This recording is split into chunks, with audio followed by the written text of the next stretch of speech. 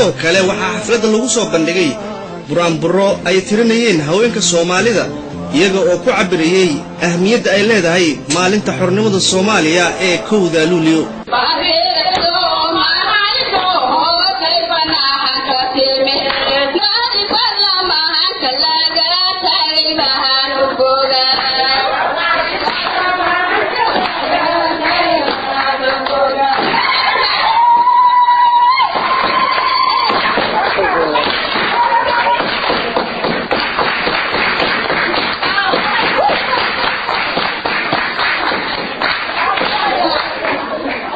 haddaba markii ay soo gabagabowday xafladda ayaa waxaan mikrofoonka la dhex marnay dadweynaha ka soo qayb galay xafladda si ay fikradooda ku aadan maalinta 1 Luulyo ay noo siiyaan.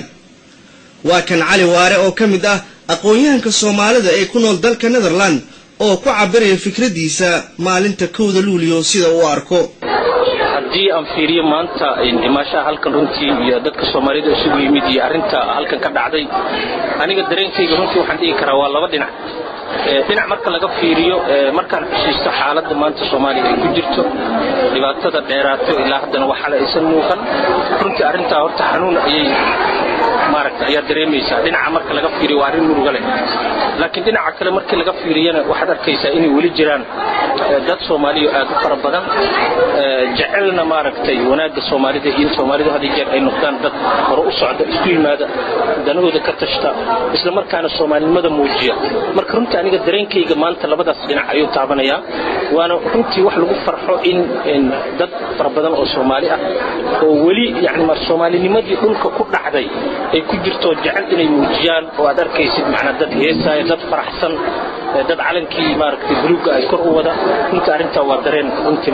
arin aad iyo aad loogu farxo arintaas. Cabdishakuur oo isagana kamid ah aqoonyahanka Soomaalida ayaa fikirkiisa ku cabiraya sida ay dhalinyarada Soomaaliyeed ee qurbaha ku nool looga baahan yahay in ay dalkooda wax uga qabtaan.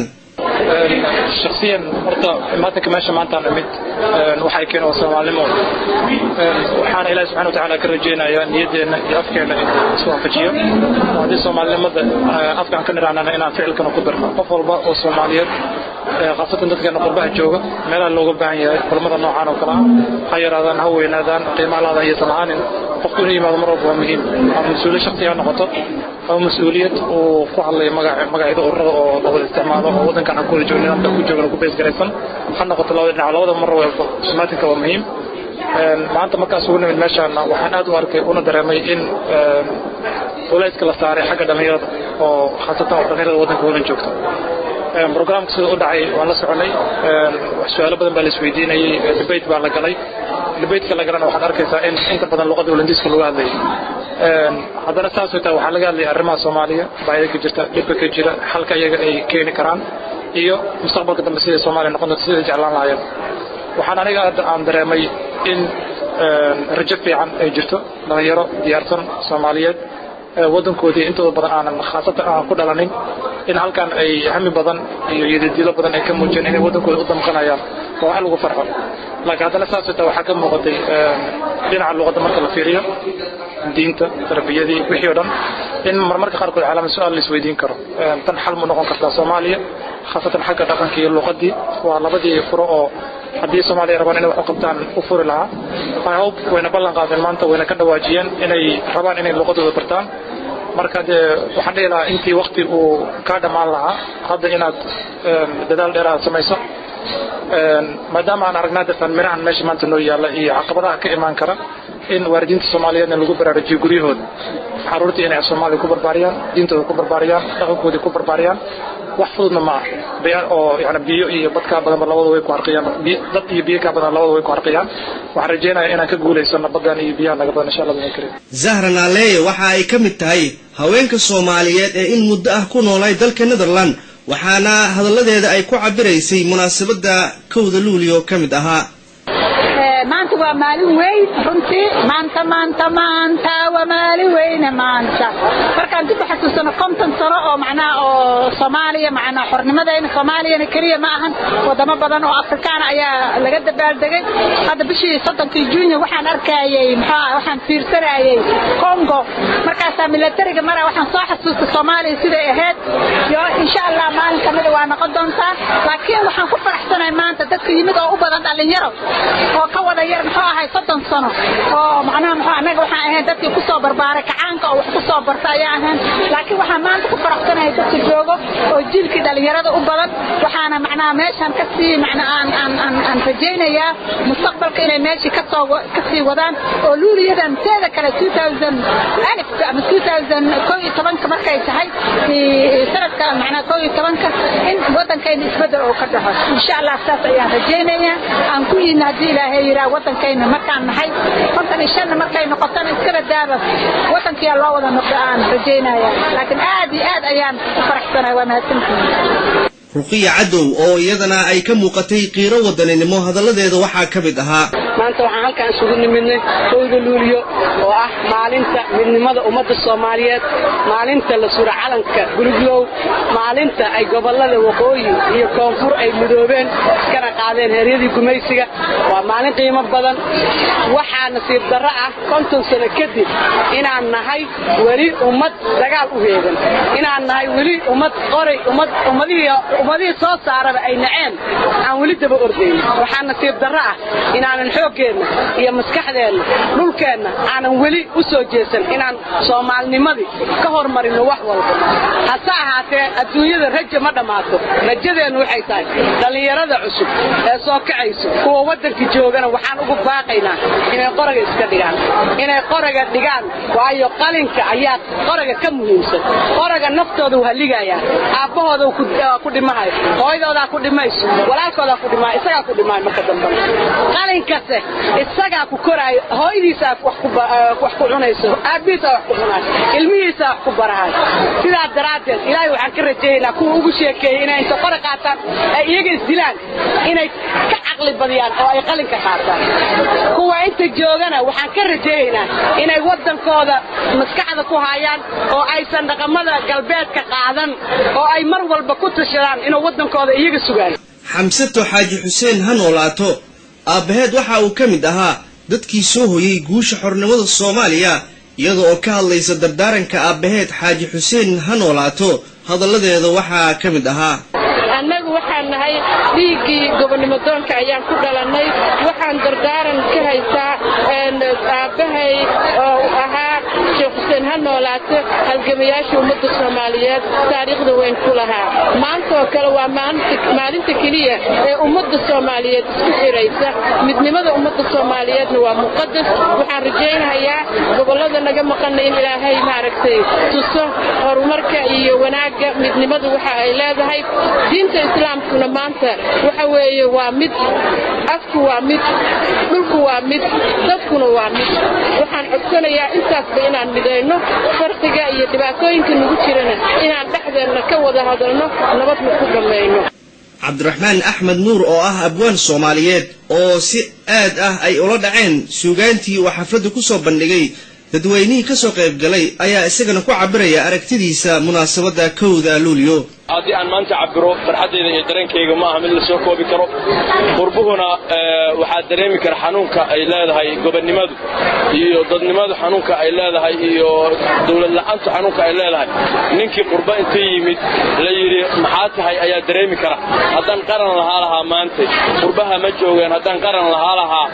qabow ima heleen haddaan qaran lahaa qaxootimo noqdeen haddaan qaran lahaa qoys la'aan iguma dhacdeen haddaan qaran lahaa haddaan qaran lahaa haddaan qaran lahaa cidlamaan nooyeen qisadani qabsatay qurbaha aan ku hayo qabowga iyo dhaxanta khilaaf ka taagan Soomaaliya isdaba qabta qarankeena aan raadino qorshaheena nabadda Soomaaliya aan wada qabsano qowlkii Ilaahay aan raacno diintana dhab aan wada qabsano Soomaalida waxaan kula dardaarmayaa inay maantay maalinta waa maalin xornimo waa maalin aad iyo aad noogu weyn qiimaheeduna nagu fara badan yahay waxaan ka codsanaa ummadda Soomaaliyeed nabad inay raadiyaan sanadkan sanadkiisa inaan nabad iyo barwaaqo ku raagno ilaahayna waxaan ka rajaynayaa ilaahay inuu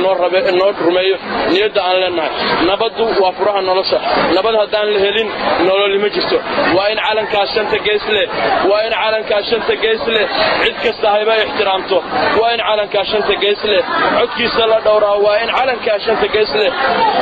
ciidan loo noqdo waa in calanka shanta gees leh ciidan laga qaado waa in calanka shanta gees leh Soomaaliduna lagu cawdaa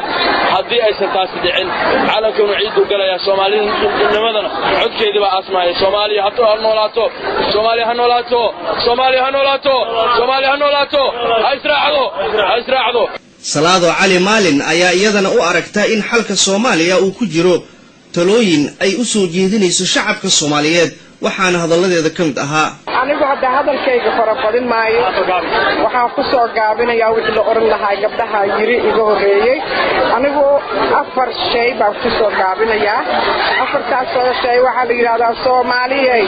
dalkeenu laba maaha Soomaaliyeey calankeenu laba maaha Soomaaliyeey diinteenu laba maaha dantaynu isdil maaha dantaynu isku duubni weeye dantayna isla jir weeye Soomaaliyeey gacanta isqabsada isdilkana iska joojiya dhalinyarada Soomaaliyeedna waxaan ugu baaqayaa la maray habaabin oo yaan dhibaato ayagu ay ku dhamaadaan loo horseedin midigta ha isqabsadaan hana iska dhaafaan isdilka isqarxiska ee gacmaha isqabsadaan dalkeena iyo diinteena mid waaye laba diin maliin diinta muslimka aan luqadeenu waa mid Soomaaliyaan calankeenu waa buluug Soomaali baana danteena isdil maaha danteena wada jir waaye isku duubni waaye dhalinyaraduna waxaan ugu gubaabinaya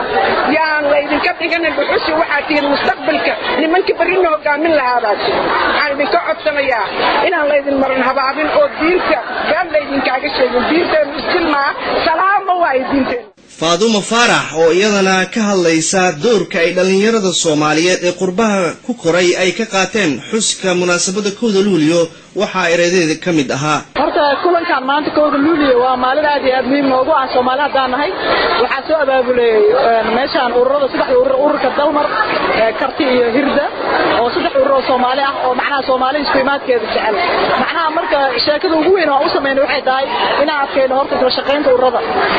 waa sida badan ururada Soomaali way kala daadsiin iyo in macnaha dhalinyarada la siiyo chance ay wax ku sameeyaan waa dhalinyarada Soomaalida oo halkan joogto xilada awood wax ku sameeyaan waxay taariin kara hadda maanta arinta dhan waxa u dhibin dhalinyarada waxay sameeyeen waxaan agarkiisa maanta marka waxaan rabnaa dhalinyarada inaan ku guwaabino inay si fiican ay macnaha hoggaanka u qabtaan oo ay arrimahan oo kala soo diyaariyaan si macnaha mustaqbalka ayaga ah dhalinyarada Soomaaliya halkan joogtay ku xagga jooga ayaga mustaqbalka ah marka waxa muhiim ah in macnaha ayaga la horay la keeno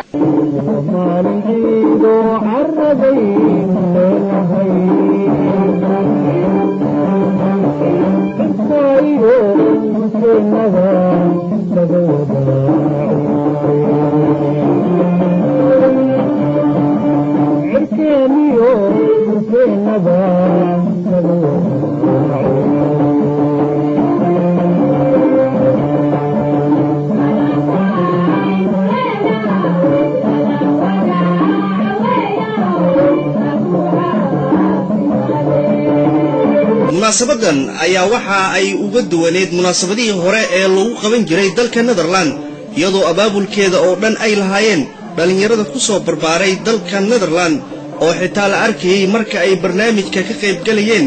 iyaga oo ku hadlayay luqadda Dutch-ka waxaana gabagabadii xafladda dadweynaha u soo bandhigay heeso isugu jira kuwa wadani ah iyo kuwa kale oo qoobka ciyaar ah fanaanka da'da yar ee Armaanta munaasabadana ayaa waxa ay ku soo gabagabowday sidii loogu talagalay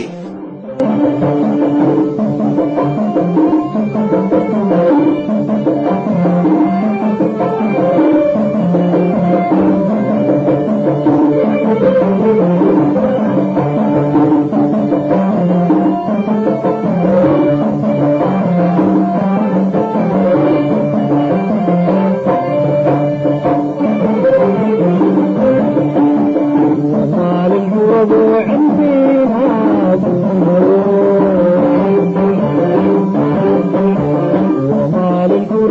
عرفني